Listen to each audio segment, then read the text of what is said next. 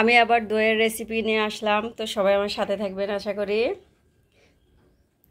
তো যে যেখান থেকে আমার ভিডিওটা দেখছেন সবাইকে অসংখ্য অসংখ্য ধন্যবাদ। তো চলেন চলে যাই দইয়ের উপকরণে। আসসালামু আলাইকুম, আপনারা সবাই কেমন আছেন? আশা করি ভালো আছেন। আমি আলহামদুলিল্লাহ ভালো আছি। আমি আজকে দই বসাবো। 2 লিটার এখানে দুধ নিছি। দুধটা আমি ছেঁকে একবারে জালে তুলে দিয়েছি। এখন আমি 2 লিটারের দুধ শুকায়ে 1 লিটার বানাবো। সাথেই থাকবেন আশা করি। তো আমি দুধটা জাল দিয়ে 2 লিটার দুধ জাল দিয়ে 1 লিটার করব। তো আমি দুধগুলো অনেকক্ষণ ধরে জাল করতেছি। আর উপরে যে শর্টটা পড়তেছে আমি উঠায়ে একটু আলাদা করে নিচ্ছি। এটার একরকম করে করব, মানে 2 রকম দই করতে চাচ্ছি ইনশাল্লাহ। তো সাথেই থাকবেন।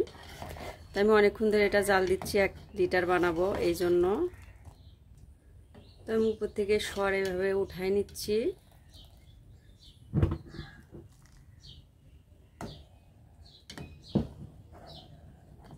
খুব আস্তে ধীরে জাল দিচ্ছি ঘন হওয়ার জন্য, যাতে পড়ে না যায়।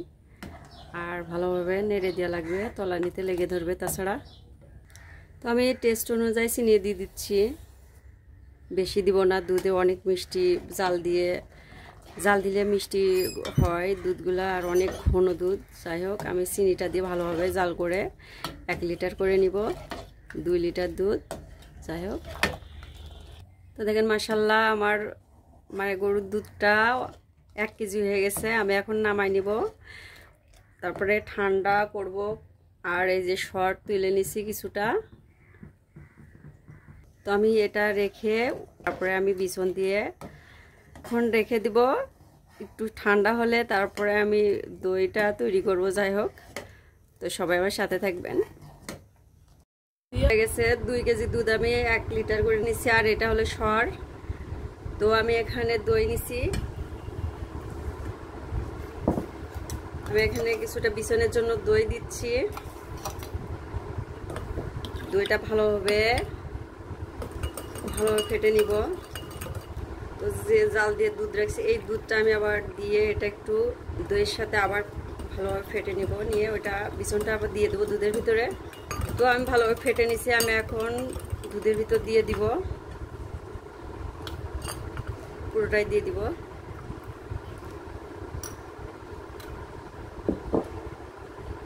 আমি এখন ভালোভাবে মিশিয়ে নিব।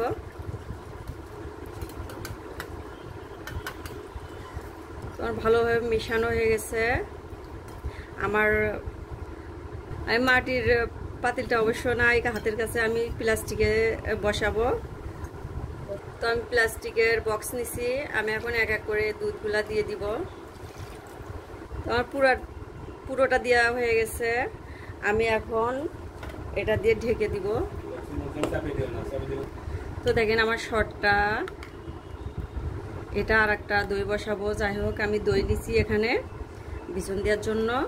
তো এখানে অল্প একটু সরালা দুধ দিয়ে দিলাম, দিয়ে এটা ভালোভাবে ফেটে নিব। তো আমি আর একটু দুধ দিয়ে ভালোভাবে ফেটে নিচ্ছি। তো আমার ভালোভাবে ফেটে নেওয়া হয়ে গেছে দইগুলা। আমি এখন বিছনটা দিয়ে দিলাম। তো আমি এখন এই সরগুলা, এই দেখেন অনেকটা সর, তো সরটার সাথে আমি দইয়ের বিছনটা ভালোভাবে মিশাই নিব। তো আমি এখানে আইসক্রিম বক্সে নিছি আর একটা, তো আমি এর ভিতর দিয়ে দিচ্ছি দুধগুলা। তো আমি এর মুখটা দিয়ে ঢেকে দিচ্ছি হালকা করে। তো আমি কম্বলের ভিতরে রাখবো 2 বক্স।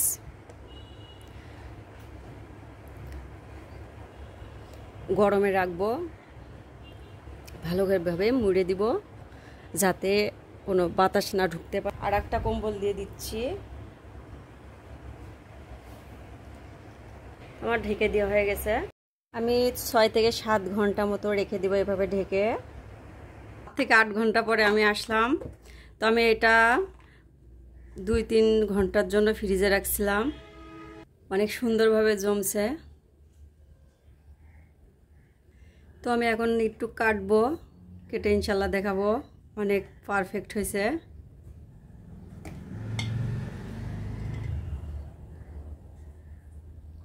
বাসায় বানায় একবার খেলে আজীবনে ভোলা যাবে না ইনশাল্লাহ। তো এটা যে আমি শর্ট তুলে বানাইছিলাম এটাও দেখাচ্ছি। এটা বেশি হয়নি অবশ্য, 2 রকম করছি। যাই হোক, একদিন বাসায় বানায় খাওয়াবেন ইনশাল্লাহ।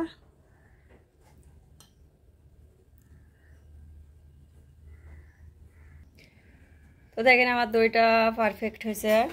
তো বাসায় অবশ্যই ট্রাই করবেন। তো সবাই ভালো থাকেন, সুস্থ থাকবেন। আসসালামু আলাইকুম, আল্লাহ হাফেজ।